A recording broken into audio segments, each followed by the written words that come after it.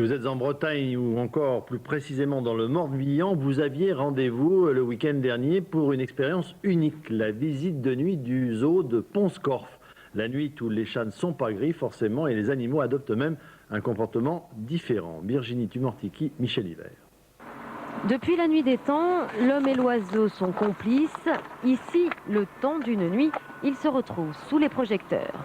D'abord, un tour de piste des pélicans gris, ces athlètes de 2,70 m à la gaucherie si séduisante. Puis, son cousin, le cormoran, entre en scène. Ce grand chasseur se fait danseur sous-marin. Le spectacle est rare. Ces oiseaux de nuit, pour l'occasion, s'activent habituellement le jour.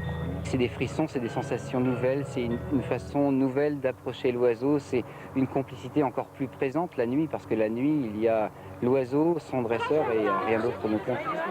Sur d'autres planches, un peu plus loin, le bal des mal-aimés, ces animaux effrayants ou à mauvaise réputation.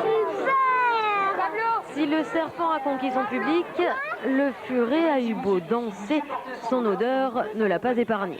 Pas de danse en revanche pour ces petits rats, mais une véritable rencontre avec le public, histoire de faire tomber tous les a priori. Ces animaux sont mal aimés, les faire connaître un peu mieux aux gens, c'est peut-être les aider à les faire aimer un petit peu plus, et donc après nous aider à plus facilement les protéger dans leur milieu naturel.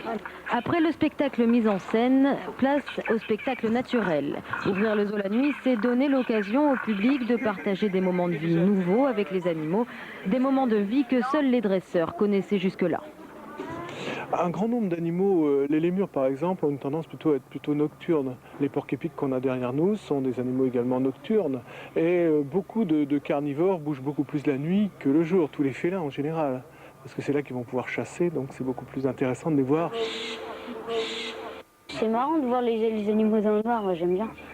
Enfin, par exemple, il y a les hiboux, on peut pas les voir dans la journée. C'est mieux de les voir dans la nuit. Alors bien sûr, il faut faire l'effort de veiller un peu tard, surtout si l'on ne veut pas rater la désormais fameuse danse avec les loups.